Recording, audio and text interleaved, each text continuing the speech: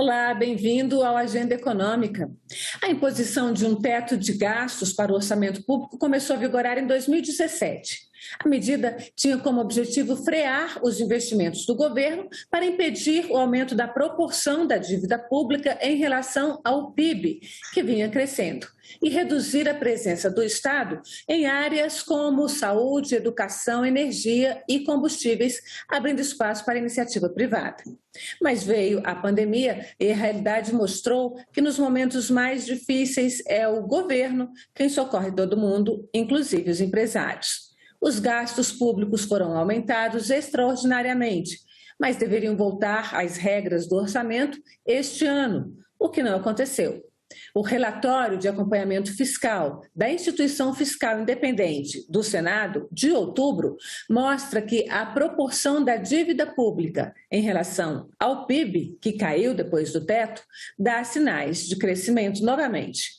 Para nos explicar exatamente o que isso significa e quais os riscos para a sociedade brasileira, eu converso neste Agenda com a economista Vilma Pinto, diretora da IFE. Vilma, muito obrigada pela sua presença, bem-vinda ao Agenda Econômica. Obrigada, Antônia Márcia. É um prazer estar aqui. Vilma, primeiro, meus parabéns, você é a primeira mulher na diretoria da IFE, é um prazer a gente ver aí as mulheres economistas, que são em grande maioria, mas que não estão nesses postos chaves, é importante a sua presença aí para a gente, viu? Obrigada. Então, vamos começar aí desse relatório.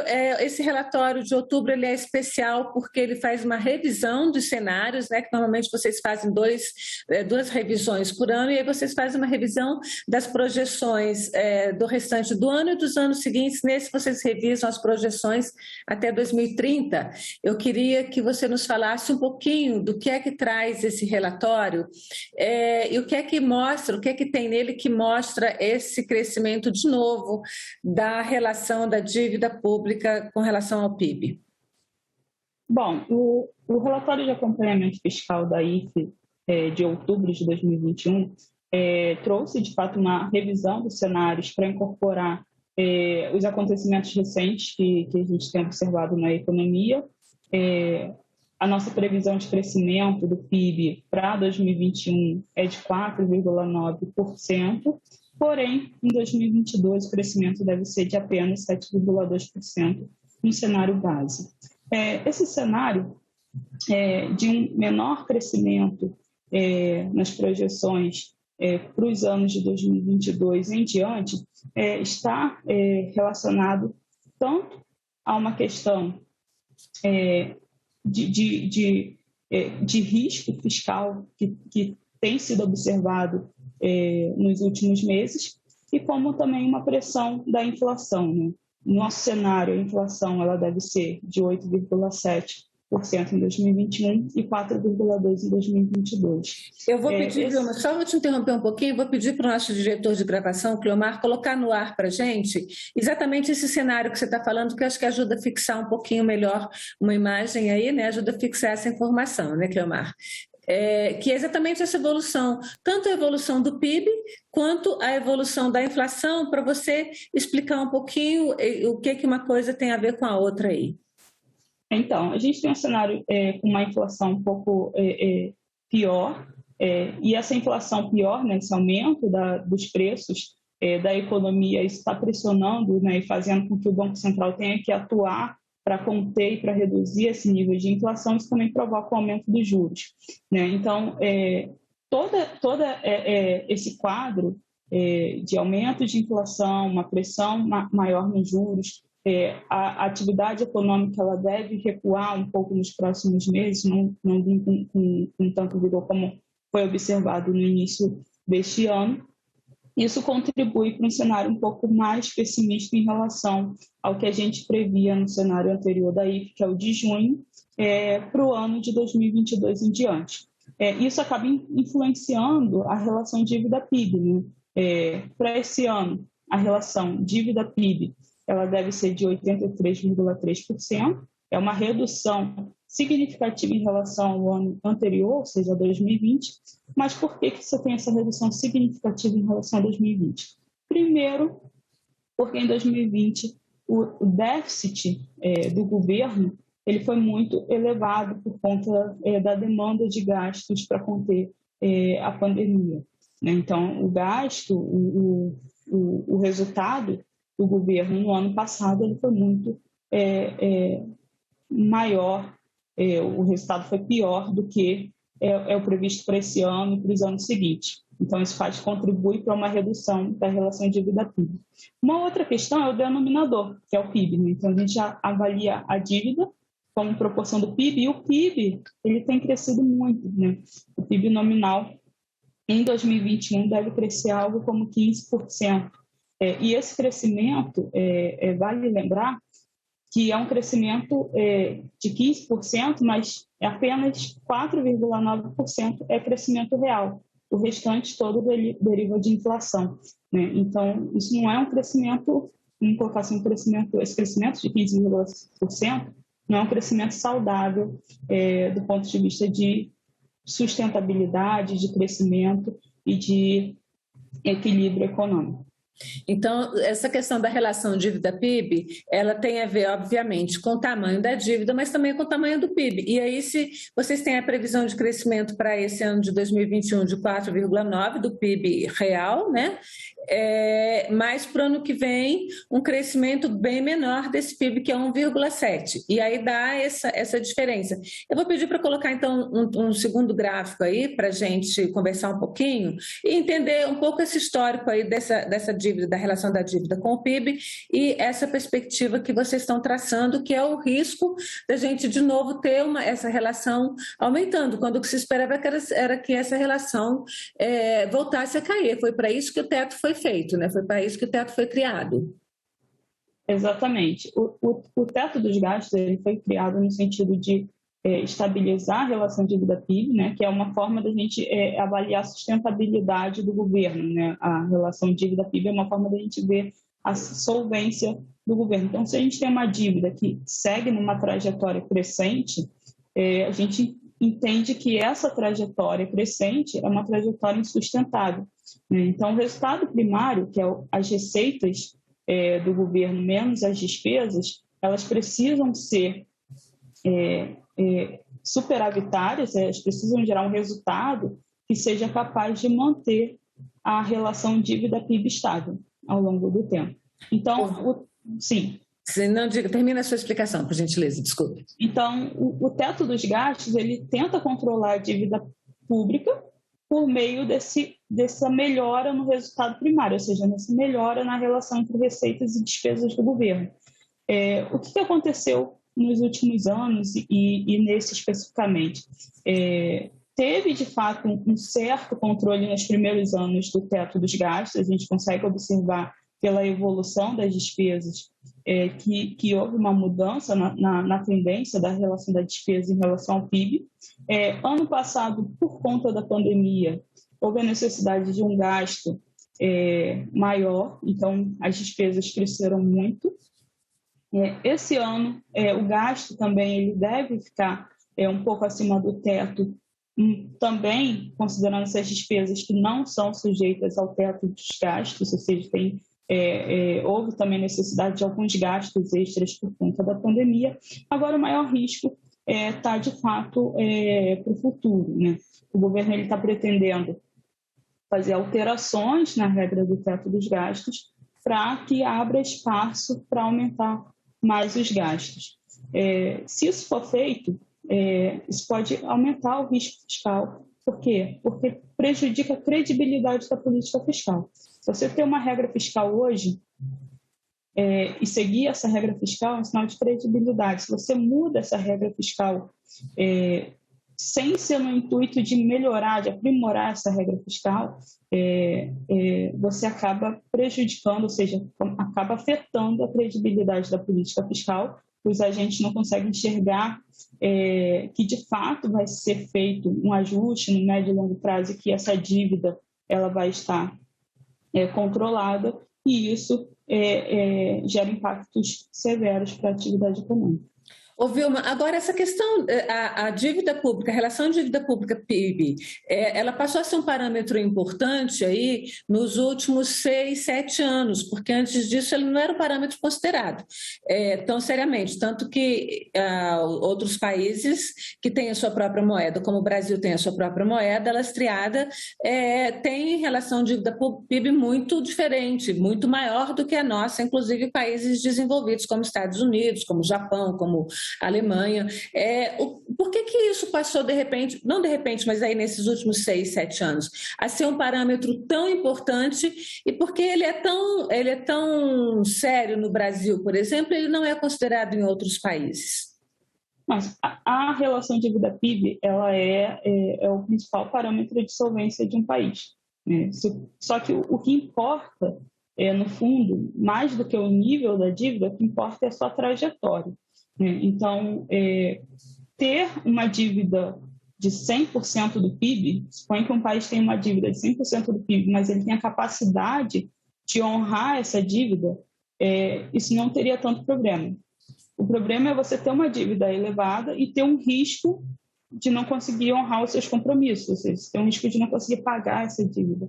Então, sempre quando a gente estuda sustentabilidade de dívida e evolução da dívida, a gente tem que avaliar esse risco de solvência. O que aconteceu até 2013, antes da crise de 2015 e 2016? A dívida, a relação dívida-PIB, ela estava numa trajetória de queda, e estava relativamente controlado. O governo ele tinha capacidade de gerar superávit primário para pagar essa dívida e manter essa dívida estável. A partir da crise de 2015 e 2016, o governo começou a ter déficit fiscal, ou seja, as receitas já não eram mais suficientes para honrar as despesas, então ele não conseguia gerar superávit para pagar a dívida, né, para abater dívida. Então, ele não conseguia... então, a dívida pública começou a crescer, né? Começou a crescer por conta de um desequilíbrio fiscal que estava sendo... que estava ocorrendo e está ocorrendo no país. Então, a preocupação toda é manter essa dívida estável. Até 2012, 2013, a gente falava pouco disso porque a dívida realmente estava numa trajetória relativamente estável. Ela estava baixa, inclusive, em 2013, por exemplo, a dívida pública bruta do governo geral era de 51,5% do PIB. Em 2019, atingiu 74,3% do PIB. Com a pandemia, chegou a 88,8%, né? E agora recuou um pouco por conta dessa redução de gastos e essa melhora recente de cenário macroeconômico. Então, reduziu um pouco para 83,3%, que é a nossa previsão para 2021. Agora, eu sei que não é exatamente o objetivo da IFE, mas eu queria aproveitar, como você é uma pessoa dedicada a essa parte fiscal, que você desse também um pouquinho, porque assim, a relação dívida-PIB, ela tem a ver com a dívida, mas ela também tem a ver com o outro lado dela, é o PIB. E o PIB é a riqueza do país, é o desenvolvimento da economia. Essa dívida começou a cair exatamente no momento, a crescer a relação da dívida-PIB, também no momento em que a gente tem a economia em baixa. E aí a gente vem aquele dilema do ovo e da galinha. Quem veio primeiro? Se for o crescimento da dívida, foi a queda do PIB. E como é que a gente faz para aumentar o PIB sem investimento do governo? Como é que sai? O que é que você vê como saída para esse nó? Porque é um nó difícil, né? Exatamente. Uma das críticas que tinha em relação ao teto dos gastos é a inclusão dos investimentos no teto. Justamente por conta disso, né, do governo acabar limitando demais os investimentos e, com isso, não conseguir atuar muito nessa questão do crescimento econômico. Mas uma outra questão que se coloca é que, antes da existência do teto dos gastos, também quem mais sofria com o ajuste fiscal em períodos de consolidação fiscal, em períodos de crise, de recessão, e que havia necessidade de corte de despesas, eram os investimentos, né?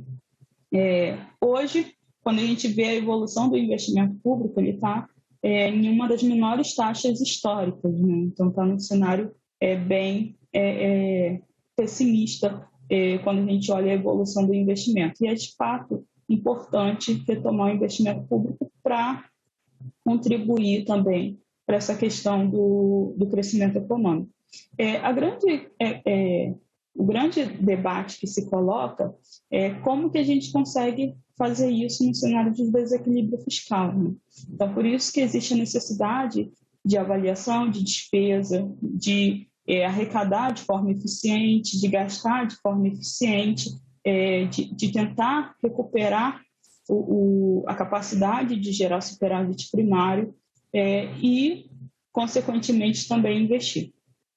Aí a gente entra numa outra parte também lá do relatório da IFE, que eu transformei num gráficozinho aqui, que eu vou pedir ao Cleomar para apresentar aí para a gente, que é essa questão do que se pode cortar como despesa, exatamente para reduzir a despesa e talvez até aumentar um pouco os investimentos aí, que é o gráfico que mostra, é o terceiro gráfico, Cleomar, vou te pedir para colocar ele na tela para a gente, que ele mostra exatamente o valor que a gente tem aí de gastos discricionários para esse ano, que é de 116 bilhões e meio, e isso aí é onde o governo poderia cortar para transformar esse investimento.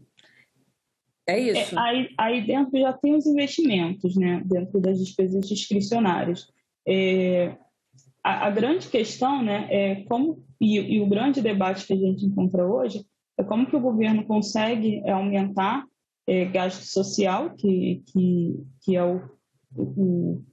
uma demanda que surgiu por conta também da pandemia, aumentar gasto social sem ter que alterar a regra do teto dos gastos.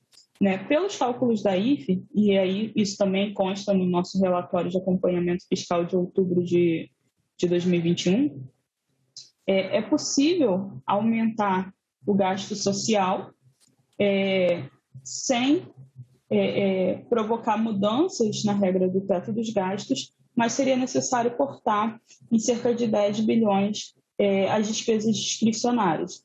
Né? Então, para que ele consiga cortar em 10 bilhões as despesas discricionárias, não paralisaria a máquina pública, né? Estaria num risco, né, moderado de rompimento do teto dos gastos, mas ainda assim daria para o governo cumprir o teto dos gastos, aumentar gasto social e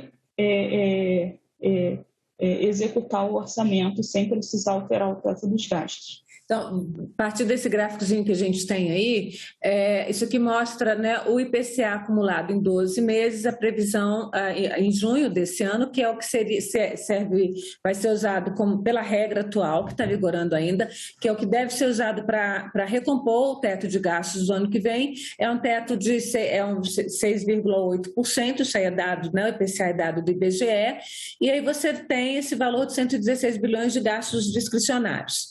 E eu botei esse triângulo aí com alerta porque no relatório de vocês falam que a gente tem um risco de alto rompimento do teto em 2026, isso se for seguir a regra que está agora. Então, eu queria que você nos dissesse o seguinte, a gente já está vendo esse ano de 2021, o governo cortar despesas, e também no orçamento do ano que vem, despesas fundamentais como orçamento do CNPq, que é investimentos em ciência, tecnologia, investimentos de vacina estão previstos em gastos extras. Como é que está? O que está acontecendo aí com esse orçamento, então? Então, dada a limitação dos gastos, o governo ele precisa definir o que ele vai priorizar ano a ano e fazer com que esses gastos todos se enquadrem dentro do teto. Né? Pela regra, o risco de rompimento do teto dos gastos previsto, né, pela IFE, com risco elevado para 2026, decorre de projeções que a gente realiza das despesas obrigatórias, são aquelas despesas que, por conta da lei ou da Constituição, de alguma legislação específica ou da própria Constituição, o governo é obrigado a executar. Então, gasto com pessoal, né, os servidores públicos, ele é obrigado a pagar os salários e etc. Gasto com previdência, seguro-desemprego, são gastos, exemplos de despesas que são obrigatórias, né? Então, a gente faz a projeção dessas despesas obrigatórias, considerando premissas relacionadas a cada uma dessas despesas, então a evolução demográfica, as nossas taxas de crescimento da atividade econômica, né? Cenário de mercado de trabalho, que também é muito importante para projetar essas despesas. E aí, considerando o teto dos gastos e considerando a evolução dessas despesas, o que sobra para o governo executar gasto discricionário, que são os gastos não obrigatórios, e ainda assim cumprir o teto dos gastos. Essa diferença é que dá a nossa despesa discricionária. Só que a discricionária, apesar de não ser obrigatória, ela é muito importante, né? Então, tem um limite, o governo não pode zerar essas despesas discricionárias. E aí a gente calcula esse risco de rompimento do teto dos gastos justamente em função disso. Até que ponto o governo consegue diminuir despesa discricionária e executar o orçamento sem paralisar a máquina pública, sem prejudicar o funcionamento dos serviços públicos. E aí, em função disso, a gente observa que a partir de 2026 o governo já não conseguiria cumprir com o teto dos gastos, dada essas projeções. Agora, Vilma, quando esse teto foi aprovado lá em 2016, valendo a partir de 2017, tinha aí um debate, um embate muito grande entre economistas de centro-direita, liberais e neoliberais, defendendo o teto, que foram vencedores, quer dizer, a ala de centro-direita foi vencedora na votação, e economistas mais de centro-esquerda, desenvolvimentistas, exatamente falando que esse teto seria um problema para o crescimento econômico do país. Isso está sendo comprovado, isso está sendo mostrado hoje, que talvez o teto tenha sido mal desenhado, até o próprio diretor executivo da IFE, Felipe Salto, falava nisso à época. O teto talvez seja rígido demais. Agora, o governo está tentando mudar esse teto, mas você disse no começo que pode ser um problema tentar mudar esse teto pela mensagem que se passa para o mercado financeiro. Fala um pouquinho, explica um pouquinho esse dilema, como é que a gente sai dele para a gente. Então, a gente tinha um debate realmente relacionado a essa questão do teto dos gastos, justamente por esse risco, né, e como que o governo conseguiria seguir com esse teto dos gastos no médio e longo prazo.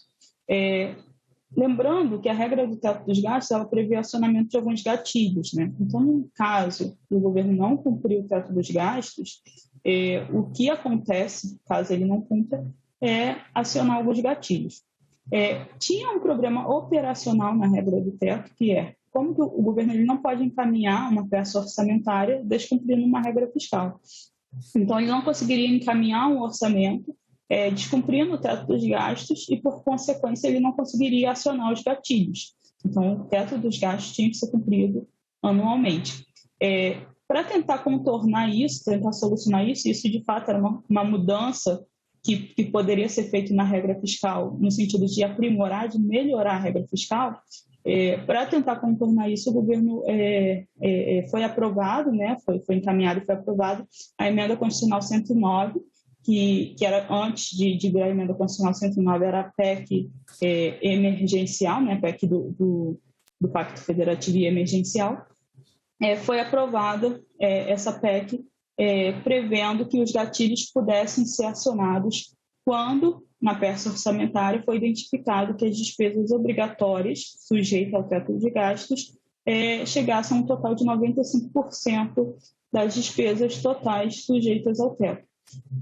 A IFE fez alguns cálculos mostrando que esse número, né, esses 95%, não seria alcançado nos próximos anos. Né? Então, a grande dificuldade da regra e o grande debate em relação a essa regra e a rigidez da regra estava relacionada a como que o governo consegue seguir